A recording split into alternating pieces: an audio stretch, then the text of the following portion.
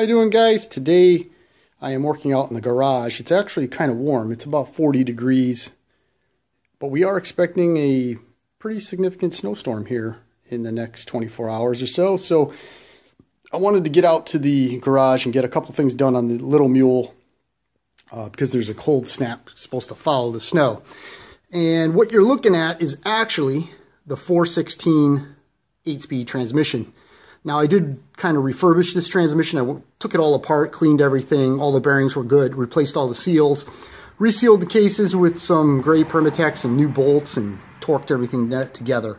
Cleaned all the shafts, so everything's all set to go. Unfortunately, all the videos, or the video clips that I made of me putting this transmission back together, they were accidentally deleted, and not by myself. So with that, I don't have the videos of putting the transmission together, and I apologize. I'm not going to tear it apart again. So the next transmission, I'll post up the videos. I do have the video where I explain where I took the transmission apart, and I will post that one up in the near future. But today, I'm taking a look at a couple things that I want to get done before the snow shows up. One of which is figuring out my new tire setup. And the reason for that is this. These are the original tires, or excuse me, the original rims from the Little Mule. And they're off a John Deere. And the back spacing is exactly even. It's, I think this is an 8-inch rim, so it's 4 and 4. 4-inch back, 4-inch spacing and 4-inch spacing. The flange is basically right in the middle. This is a wheel horse rim. Actually, this is the original 857 rims that I have here. They're 7-inch wide. They're I think they're a 5.2. In other words, 5-inch spacing in the front, 2 in the back. So you have a much shallower spacing here, as you can see. So this is the back of the original 857 rim, and this is the back of the John Deere rim that I have. And the reason why I'm looking at this right now is because of two things. One, this thing always had like a weird stance. The rear rims actually were tucked in just a hair. And I even had a wheel spacer. So when I was running this rim, even with the 10-inch wide tire or 9.5-inch wide tire, it was still in just a hair, and that drove me nuts. So now that I am kind of fixing all the little issues that I have with this tractor, the one thing I wanted to address was the wheel, I guess the wheel placement, the tire placement. And the way I did it was I made sure that my hub was flush with the axle, because that's where it should be. I do not have a wheel spacer in this rim, or spacing this rim out. And I centered, or loosely centered, the rubber with the rubber, because this the wheel horse rim, I'm just trying to get this straight again because I bumped it. The wheel horse rim in itself, okay, runs the tire right in the middle. So when I take a string and I just barely touch it, if I run these tires, the Duro tires, on the wheel horse rim, I'm going to get the look that I want. This tire is just barely going to stick out past the edge of the front tire. So that tire is going to have like this nice little clean look. Or the tractor's going to have a nice clean little clean look. You can just barely see how that's going to work out. And I think that look's going to look a lot better. So what I'm going to do here now is, obviously I'll have to dismount this tire and drop it off to have, or I should say the rim, dismount the tire from the rim and then drop it off to have it powder coated black, so that way it matches the front. I was thinking about having it powder coated sandstone color to kind of mimic the wheel horse color, but then that means I got to dismount these tires and have these repowder coated. I'll be honest with you, I'm not getting involved with that, so I am going to do that to the original 857 rims. The other thing we're going to do today is I am going to start the modification process to fix the bulbous lump in my exhaust system. So I'm going to just snug down those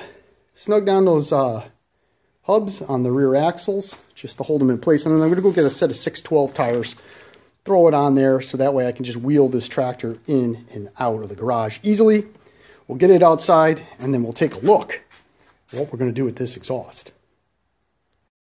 Okay, so we have the tractor out in the driveway, obviously.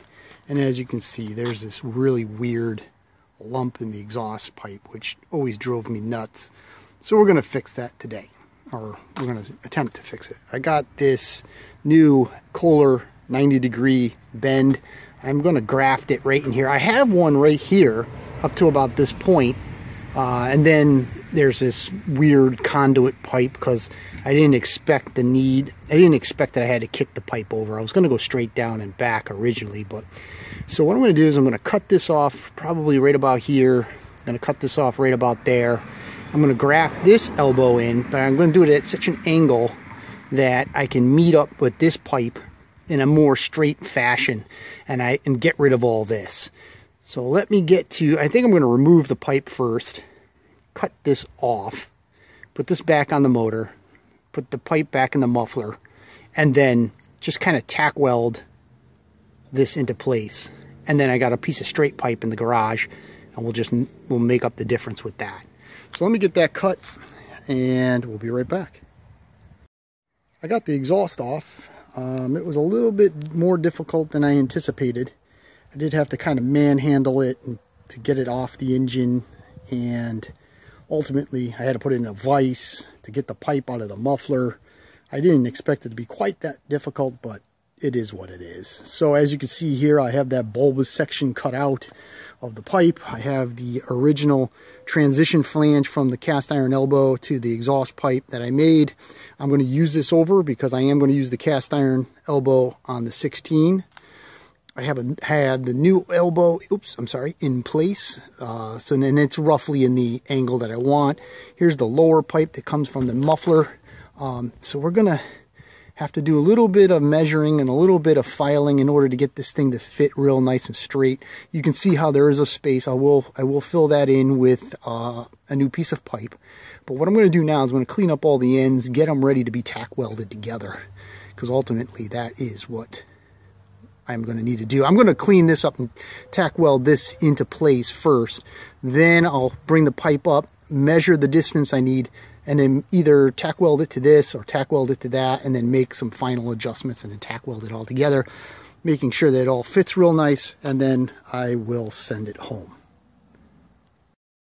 So after about an hour of just cutting and filing and tack welding, this is now what the exhaust is going to look like, which I think is a lot more acceptable than this mess that I had. I don't know why I did it this way, to be honest with you. The reason why I'm doing all these changes to this tractor is because after I built this one, I kind of knew what not to do.